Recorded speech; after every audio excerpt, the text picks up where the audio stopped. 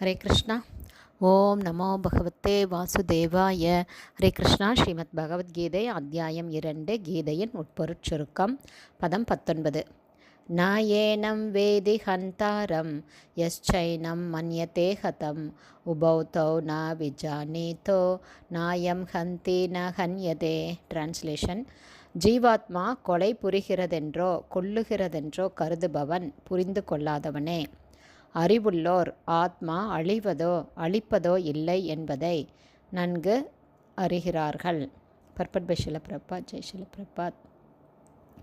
ஒரு ஜீவனுடைய உடல் கொடிய ஆயுதங்களால் தாக்கப்படும் போது உடலுக்குள்ளார இருக்கக்கூடிய ஜீவாத்மா அழிக்கப்படுவதே இல்லை அப்படிங்கிறத நாம் தெரிஞ்சுக்கணும். முன்னால் பகவான் சொன்ன ஸ்லோகங்களில் நம்ம பார்த்தபடி எந்த ஆயுதத்தாலுமே நாசமடையாத அளவுக்கு ஆத்மா மிக மிக நுண்ணியதாக இருக்குது. அதனுடைய ஆன்மீக அடிப்படை நிலைக்கேற்ப ஆத்மா அழிவில்லாதது. அழிக்கப்படுவதாக கருதப்படுவது உடல் மட்டும்தான்.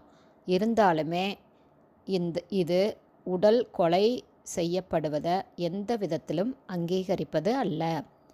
ஆத்மாவை கொல்ல முடியாது அப்படிங்கிறதுனால மிருகவதை இதை அங்கீகரிக்கப்படுகிறது அப்படின்னு நாம் தவறாக புரிஞ்சிக்கக்கூடாது.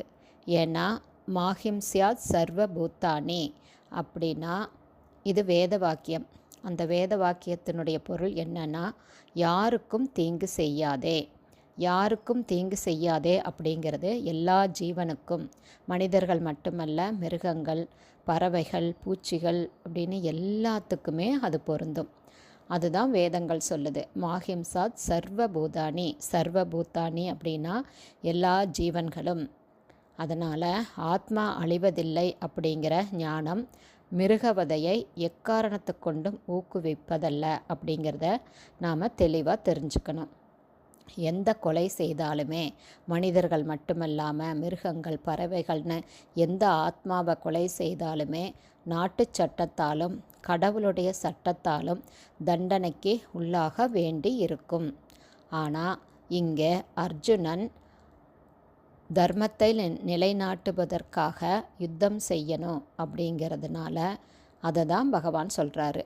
மனம் போன போக்கில் யுத்தம் செய்ய சொல்லி பகவான் சொல்லலை. அறக்கொள்கைகளுக்காக, தர்மத்தை நிலைநிறுத்துவதற்காக இந்த யுத்தத்தில் ஈடுபடணும் அப்படிங்கிறத பகவான் சொல்கிறாரு. இதை நாம் தெளிவாக தெரிஞ்சுக்கணும்.